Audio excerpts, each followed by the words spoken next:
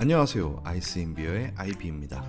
여러분은 베트남 음식 하면 어떤 것이 떠오르시나요? 보통은 퍼나 반미, 월남쌈도 있고요. 그리고 껌승도 있죠. 그런데 이 메뉴들 전부 다 아침 혹은 점심에 먹는 메뉴들입니다. 그렇다면 베트남 사람들은 저녁에는 뭘 먹을까요? 오늘은 제가 생각하는 베트남 사람들의 외식 메뉴 1위, 러우를 먹으러 왔습니다.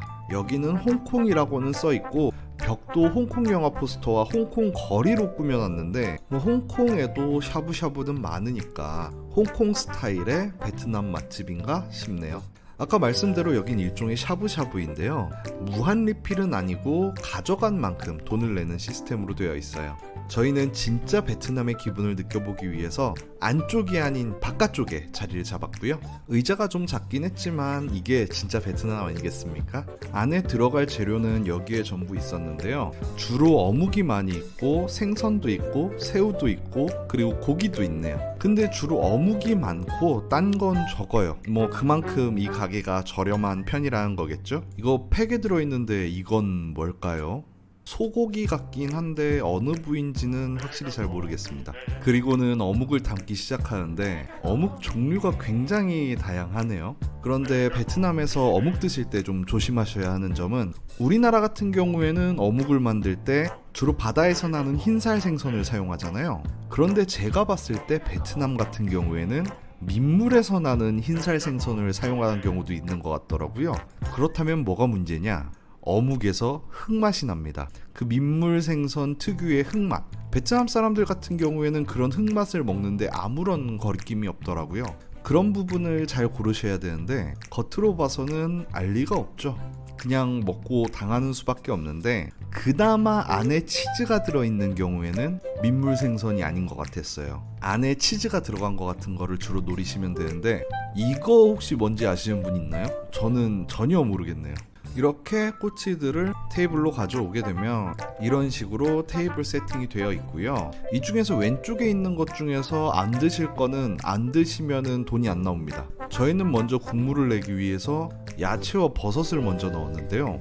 옆에 현지인을 보니 야채와 버섯을 나중에 넣더라고요. 혹시 오실 분들은 나중에 넣으시는 게 더 나을 것 같아요. 저보다는 현지 사람들이 더 잘 알고 있지 않겠습니까?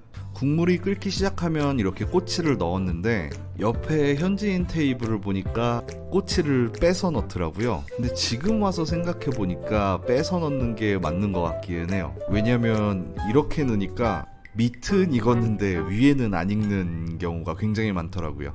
여러분은 빼서 넣는 게 좋을 것 같습니다.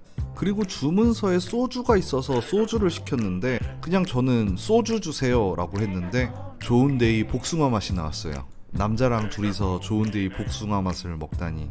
꼬치를 굳이 꽂아서 드시고 싶으신다면은 저처럼 이렇게 앞쪽에 모아주시면 한꺼번에 잘 익습니다. 빠진 거를 그냥 맛을 봤는데 가운데가 비어있는 어묵이었는데 안에 치즈가 들었어요. 이거는 맛있었습니다. 이 집 같은 경우에는 어묵에 치즈가 들었으면 대부분 맛있는 것 같아요. 그리고 국문율 얘기를 이쯤에서 안 할 수가 없는데 가게 이름에도 홍콩이 들어가고 국물 색깔도 붉은 것이 당연히 말하겠거니 했는데 이게 똠양 국물이네요. 뭔가 이상해요. 아니 맛이 없다는 게 아니라 맛은 있습니다. 그냥 마라가 아닐 뿐이죠. 왜 이런 느낌인 거죠? 중국집 들어가서 짬뽕 주세요 그랬는데 나가사키 짬뽕이 나온 거죠. 그럼 사실 뭔가 싶잖아요. 여기서 저는 그런 느낌을 받은 겁니다. 맛을 좀 설명을 드리자면 일단 매운맛은 거의 없었고요. 새콤한 맛도 생각보다는 적었습니다. 그런 것들보다는 달콤한 맛이 굉장히 입에 많이 남았어요. 그래서 저희는 고추를 좀 더 추가하기로 했고요. 근데 그래도 딱히 매워지지는 않더라고요.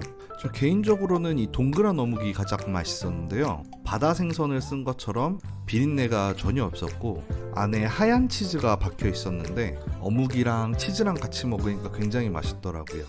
제가 방금 전에 동그란 어묵이 제일 맛있다고 했었는데 그거는 어묵 중에서 제일 맛있다는 거고 제일 맛있는 거는 역시 고기가 제일 맛있더라고요. 아마도 소고기 같았는데 제 짧은 입맛으로는 우삼겹 같은 느낌이 났습니다. 네, 지금 먹는 이 하얀 거를 조심하셔야 되는데 이 흙맛이 너무 심합니다. 틸라피아인지 맥인지 뭐 가물치인지는 모르겠지만 정말 맛이 별로예요.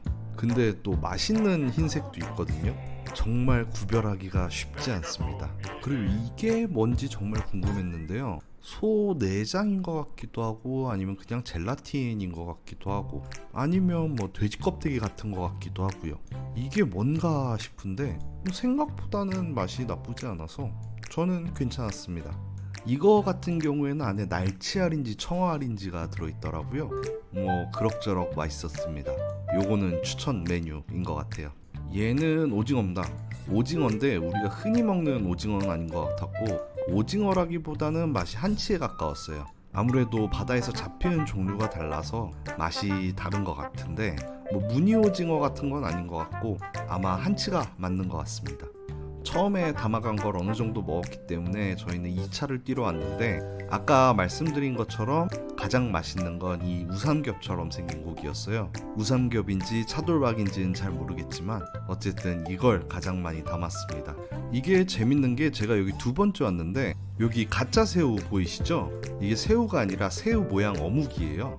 그런 것처럼 아까랑은 약간 달라졌어요. 다 나간 메뉴 몇 가지가 빠지고 새로 들어온 메뉴 몇 가지가 있습니다. 어쨌든 아까 안 먹어본 메뉴 위주로 이렇게 담아주고요. 저희는 자리로 돌아왔습니다. 자리로 돌아오게 되면 직원이 이렇게 하나하나 세주게 되고요. 여기에 아까 보였던 메뉴가 또 보인다는 건 그 메뉴가 굉장히 맛있었다는 거겠죠? 그러니까 날치알 들어있었던 거랑 어묵 들어있었던 거 그리고 안에 치즈 들어있었던 거 그리고 고기 이것들 같은 경우에는 믿고 먹을 만하다 이렇게 할 수 있겠네요. 꼬치 한꺼번에 넣고 끓이면 단점이 이렇게 아래는 익었는데 위가 안 익는 상황이 발생합니다. 보시는 것처럼 새우 사이즈가 전혀 다르죠. 1, 2, 3번 새우가 사이즈가 다 다른 것을 보실 수 있습니다. 아 그리고 저 새우는 흙맛이 나더라고요. 새우 모양이길래 당연히 새우살을 썼겠거니 했는데 새우에서 흙맛이 나는 걸 보니 민물생선으로 만든 것 같아요. 다음은 부산 어묵입니다. 사각 어이구 떨어졌다. 괜찮아요. 접시에 떨어졌어요. 어쨌든 사각 어묵인데 어육이 많이 들어간 비싼 사각 어묵 같은 맛은 아니었고요. 그 학교 앞 떡볶이에 주로 들어가는 밀가루가 많이 섞인 사각 어묵 있잖아요. 그 사각 어묵의 맛이 났습니다. 정겹네요. 아까부터 소주도 계속 같이 먹고 있었는데 이 소주 잔이 그 중국 술 먹는 잔 있잖아요. 그 작은 잔이 너무 작아요. 안 그래도 도수 약한 과일맛 소주인데 작은 걸로 먹으려니까 너무 감질맛이 나서 그냥 2병 시켜서 1병씩 마셨습니다. 정말 참을 수가 없네요.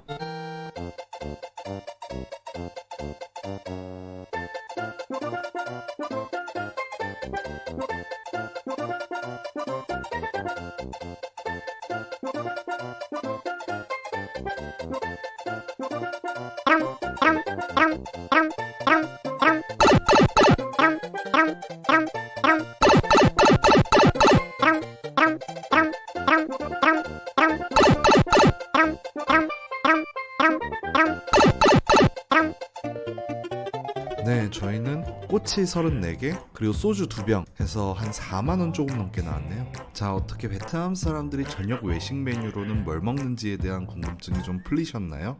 그럼 다음에 봐요. Take it loose.